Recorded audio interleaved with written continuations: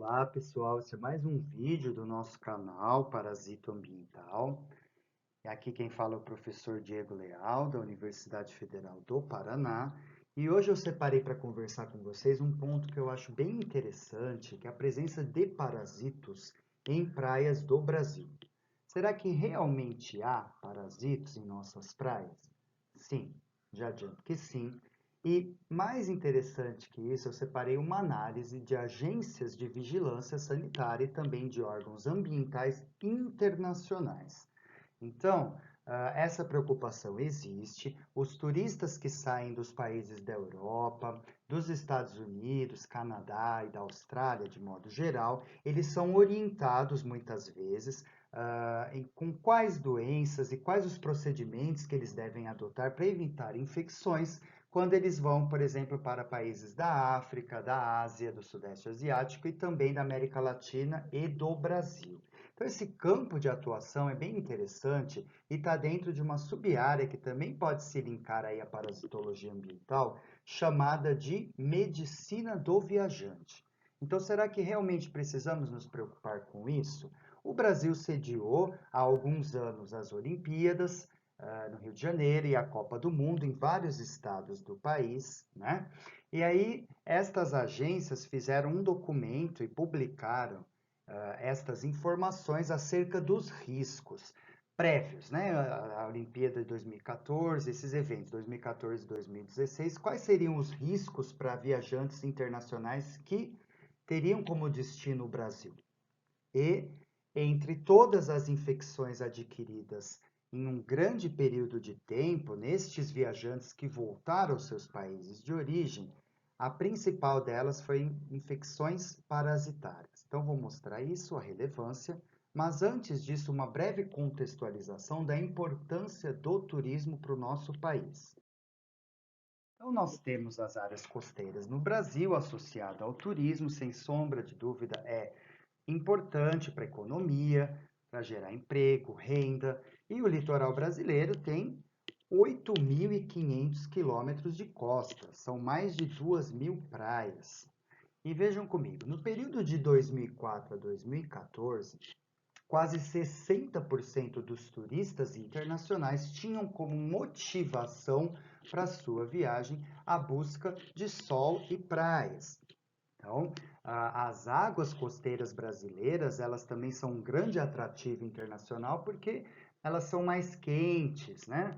E difere um pouco da região de vários turistas aí do hemisfério norte.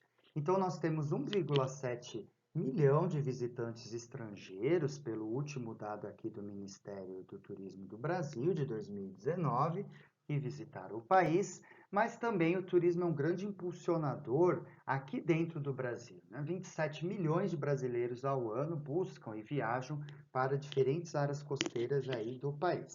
E eu fiz um gráfico aqui mostrando entre as 10 cidades brasileiras mais visitadas e o percentual destes turistas, no caso aí internacionais, de 2014 a 2018. E nós temos então que o primeiro destino buscado no país é o Rio de Janeiro, seguido da capital catarinense Florianópolis e depois a cidade de Foz do Iguaçu, na região de Tríplice Fronteira, pelas cataratas ali do Iguaçu. Então, dentre os 3 destinos turísticos mais visitados no país por estrangeiros, 2 deles localizam-se em áreas costeiras. Isso é extremamente interessante. E outro ponto que a gente pode pensar aqui, 8 dos 10 principais destinos buscados no Brasil no ano de 2018 também concentram-se em áreas costeiras, tá certo? Além disso, em adição, 50% destas cidades estão localizadas na região sul do país, sendo que 80% destas cidades seriam litorâneas. E aqui eu apresento para vocês um outro gráfico que mostra o saneamento ambiental e o ranking deste saneamento nas capitais costeiras. Então, nós temos aqui João Pessoa, Salvador, na Bahia, Rio de Janeiro, Florianópolis, Vitória, no Espírito Santo, Aracaju, Sergipe, Maceió, em Alagoas, Fortaleza, Ceará, Recife, Pernambuco, São Luís, Maranhão e Natal, no Rio Grande do Norte. E duas cores, repare aqui comigo, azul e verde. Então, para cada uma dessas capitais, o que está marcado em azul é a porcentagem total do esgoto que é coletado, e em verde, a porcentagem total do esgoto que é efetivamente tratado do total que é coletado. Então, em nenhuma destas capitais costeiras, você tem 100% de coleta de esgoto. Então, isso aqui, nessa temática das áreas costeiras no Brasil, turismo e saneamento ambiental, já mostra que grande parte do esgoto produzido pelas capitais costeiras e, portanto, que recebem maior número, perdão, de turistas nacionais e internacionais, nenhuma delas consegue tratar 100%, consegue coletar 100% do seu esgoto. Porém, nós temos aqui Salvador, que do total de esgoto coletado, que chega aqui quase a 80%, 100% do esgoto que é coletado é tratado. Bom, e aí esses parasitos, eles podem ter várias formas de adentrar o ambiente marinho, né? E quando eu falo parasita, eu estou me referindo aí a eumintos, vermes e protozoários também. A principal via de introdução destes parasitos em áreas costeiras refere-se ao lançamento de efluentes brutos em natura nestes mares, diretamente nesses mares. Ou então, estas línguas negras, canais, rios, que naturalmente irão afluir para esses ambientes marinhos, carreando então esses parasitos, e aí tem uma importância da chuva, essa drenagem hídrica destes sedimentos que vão carrear então ovos de eumintos, cistos e ocistos de protozoários intestinais.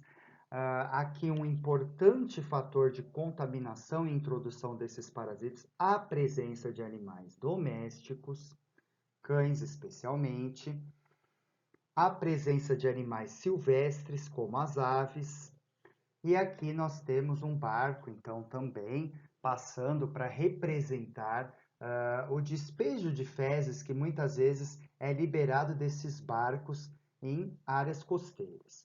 E não menos importante, a presença de mamíferos marinhos, que também se infectam muitas vezes com esses parasitos que infectam seres humanos, ampliando então a contaminação, o grau de contaminação nestes ambientes.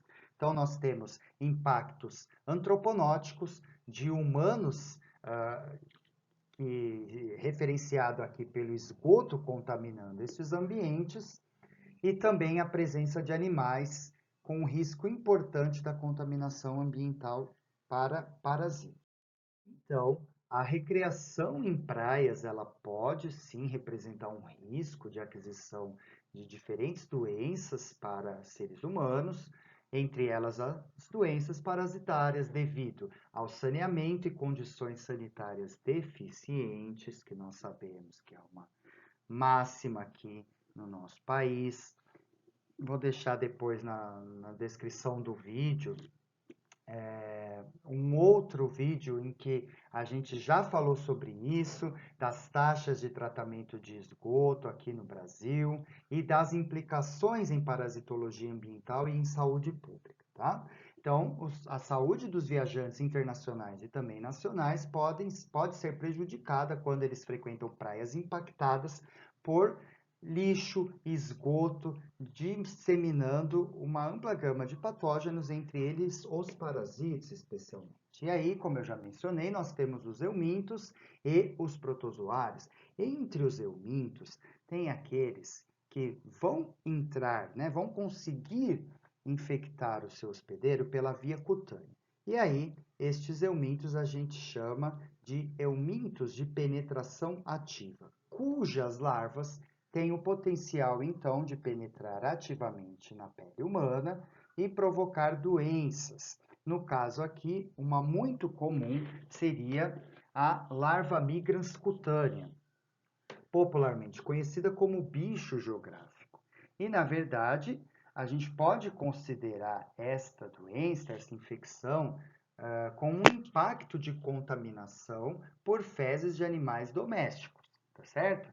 E aí essas areias, então, impactadas com essas larvas que foram oriundas de cães, especialmente cães e gatos, mas aqui no caso das praias, cães que podem eliminar, então, os ovos destes eumintos, que depois, então, irão se transformar em larvas e podem penetrar ativamente pela nossa pele. E também, dentro dos eumintos, existem outros vermes que a gente pode contrair da forma passiva, ou seja, quando a gente vai ingerir aquele ovo que está presente no ambiente. Isso pode ser comum em crianças pelo hábito da geofagia, colocar terra na boca, hábitos de higiene ainda em formação, passar mais tempo em contato com o solo, e entre eles, então, a lombriga humana, o Ascaris lumbricoides, um parente deste ascarídeo, também o Trichuris trichiura, e também aí o Toxocara, que é uma outra verminose importante para cães e gatos, que são os hospedeiros habituais da parasitose, porém, se a gente ingere o ovo que foi eliminado, por exemplo, por um cão que apresentava parasitismo por vermes adultos, a gente pode ter também uma outra doença de larva migrans, e agora aqui,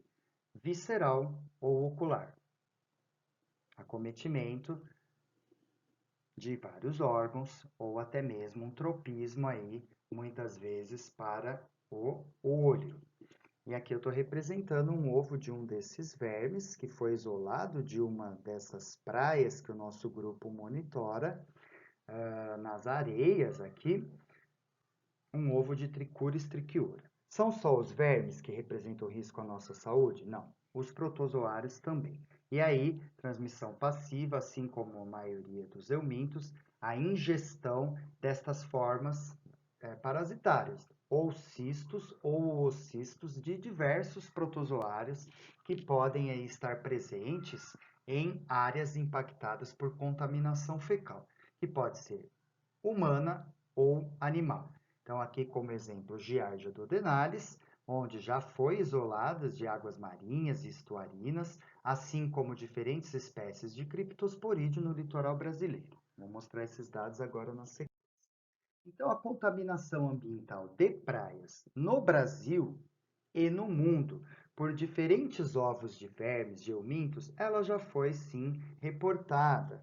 E esse aqui é um mapa que foi feito pela minha aluna, ex-aluna de mestrado, que agora já mestre, portanto, em parasitologia, que ela compilou esses dados e verificou que em várias bases de dados, marcado aqui, né, na nota desta figura, ela percebeu que o perfil parasitário das areias de praias no mundo em geral tem uma escassez de dados na literatura. O Brasil, como vocês podem ver na figura aqui, marcado em vermelho, ele é o líder de relatos no mundo da contaminação ambiental de praias por ovos de eumintos. Reparem que a maior parte dos países não tem esses dados, então é um campo que precisa de mais investimento e pesquisa. Então nós temos dados no México, na Costa Rica, Guiana Francesa, Venezuela, Colômbia, sempre um relato. Alemanha, Polônia, Israel, Austrália e Argentina, e o Brasil apresenta 11 estudos publicados que já detectou a presença desses ovos de eumintos em regiões costeiras.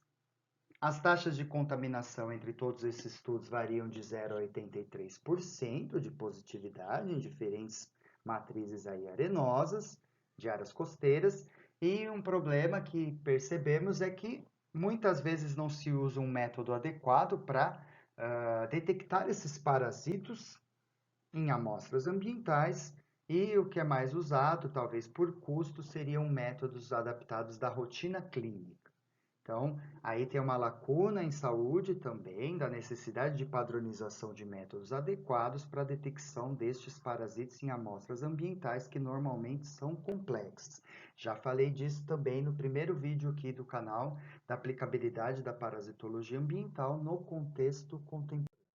E para protozoários, eu fiz esse compilado nas bases de dados aqui do Scopus e do PubMed, utilizando palavras-chave, por exemplo, Giardia Marine Water and Brazil, Giardia e Águas Salobras e Brasil, e vendo o número de trabalhos que apareciam, e também Giardia com moluscos bivalves Brasil. As mesmas palavras-chave aqui, trocando então o protozoário, no caso o Cryptosporidium, e a mesma coisa com a Cantameba. E chegamos então neste número e nesta divisão de estudos aqui no país. Então, por exemplo, para a Giardia, nós temos 3 estudos publicados em São Paulo, em áreas costeiras, 2 em Santa Catarina, 1 no Rio de Janeiro e 1 em Pernambuco. Para Cryptosporídeo, 3 em São Paulo, 2 em Santa Catarina, 2 no Rio, e somente um estudo publicado em todo o Brasil acerca da Cantameba, que é uma ameba de vida livre e pode causar algumas patologias também já mencionadas em outros vídeos. Ela pode ter um acometimento ocular e a pessoa pode ficar cega, ou também em indivíduos imunodeprimidos, essa ameba de vida livre pode então causar uma encefalite, danos aí no sistema nervoso central. E Giardia e Cryptosporídeos são protozoários importantes causadores de gastroenterite. E aí, o foco principal que eu queria mencionar aqui para vocês no vídeo seria então essas doenças que foram adquiridas por viajantes que vieram ao Brasil e retornaram aos seus países de origem. E esse estudo serviu como uma experiência, né, como se fosse uma sentinela, de alertar quais seriam as implicações para viajantes que viriam no caso de grandes eventos esportivos aqui, a Copa do Mundo e também as Olimpíadas. Então, grupos de saúde pública e dessas agências de vigilância sanitária e ambiental dos Estados Unidos, da Alemanha, do Canadá, Austrália, Israel, Noruega e do Brasil também, tá? Então, foram analisados 1.586 indivíduos que voltaram com alguma doença após visita ao Brasil. E aqui na tabela nós temos então esses diagnósticos confirmados desses 1.586 indivíduos que visitaram o país nos anos de 1997 a 2013. E vejam só aqui. Então, 40% destes turistas internacionais voltaram ao seu país de origem com síndromes dermatológicas, 25% com doenças de etiologia diarreica e 19% com síndromes febris. Então, o destaque maior aqui foi que, em primeiro lugar, dentre essas síndromes dermatológicas, é uma doença parasitária, a larva migras cutânea, o bicho geográfico. Tá? 27% dos turistas adquiriram estas doenças cutâneas parasitárias relacionadas aqui, o hookworm seria os ancilostomatídeos, vermes que se desenvolvem no intestino de cães e gatos, e as fases larvárias podem estar presentes no ambiente, e no ser humano elas vão então ocasionar essa doença cutânea, larva migras cutânea. Nós, humanos, não desenvolvemos o parasitismo pelo verme adulto, mas temos a possibilidade de, entrando em contato com a larva L3, larva filarioide destes eumintos, de nos infectar e aí desenvolver essa síndrome cutânea. Entre outras aqui, por exemplo, as miíases, desenvolvimento de larvas de dípteros em tecidos, no caso de humanos ou de outros animais, e também aqui relacionando a infecção por pulgas, a Tunga penetrans, que também foi importante nesses turistas que vieram ao Brasil e voltaram aí para os seus países. Também conhecida como bicho de pé. Entre as doenças diarreicas, a maioria não teve etiologia confirmada, tá? Então diarreia aguda ou diarreia crônica, mas a giardiose foi novamente, entre todas as doenças aí, né, de etiologia diarreica, é uma doença parasitária, Giardia duodenalis, foi aí a principal. 37 turistas, correspondendo aí a 9% dos indivíduos, então, que voltaram com diarreia com diagnóstico confirmado, ok? Então, tudo isso mostra que há uma preocupação, sim, internacional para os turistas que vêm para o Brasil, e tudo isso, novamente, como é que eu posso dizer?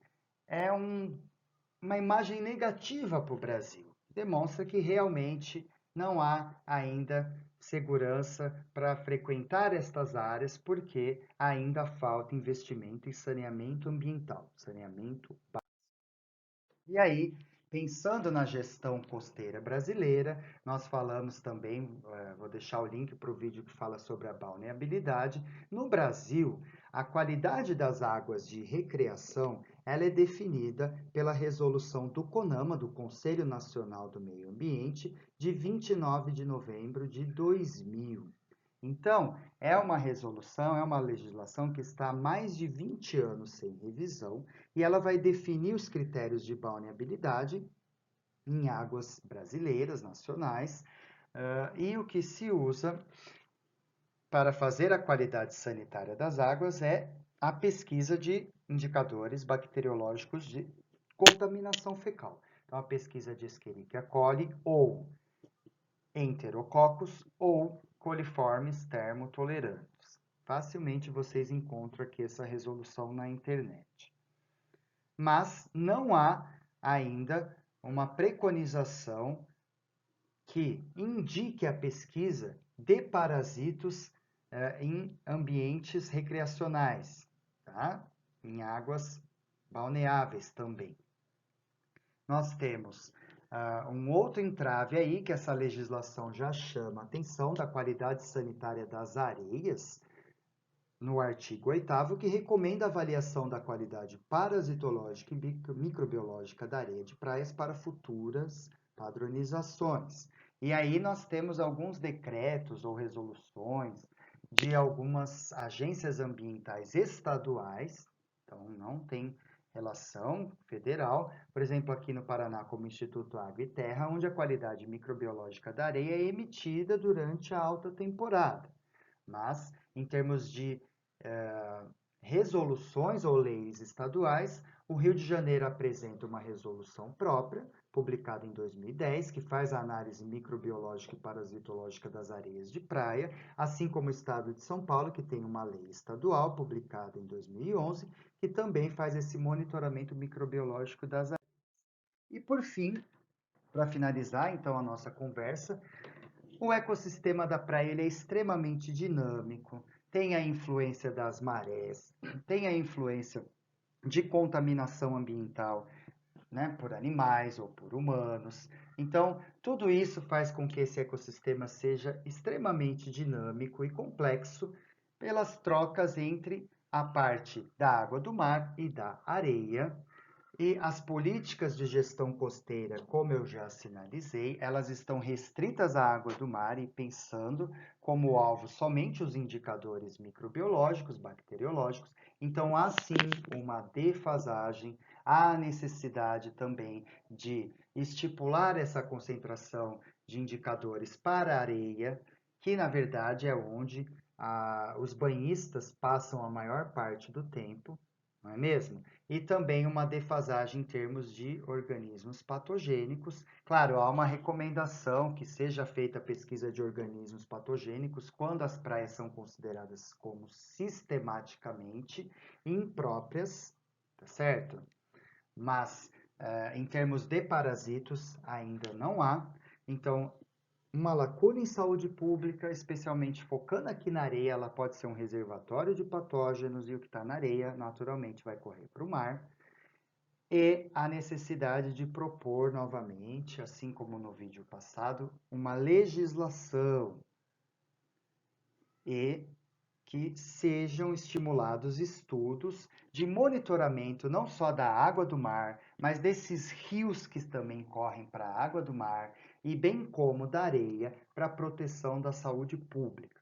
Então é isso, pessoal. Espero que tenha servido para mostrar que realmente as praias são os principais ambientes, né, de recreação, muito buscadas por turistas no Brasil e também turistas internacionais. Investir em saneamento pode trazer um benefício, uma melhoria da qualidade dessas praias, melhoria da economia, geração de empregos, proteção também dessas áreas para as comunidades costeiras. E até então, um próximo vídeo.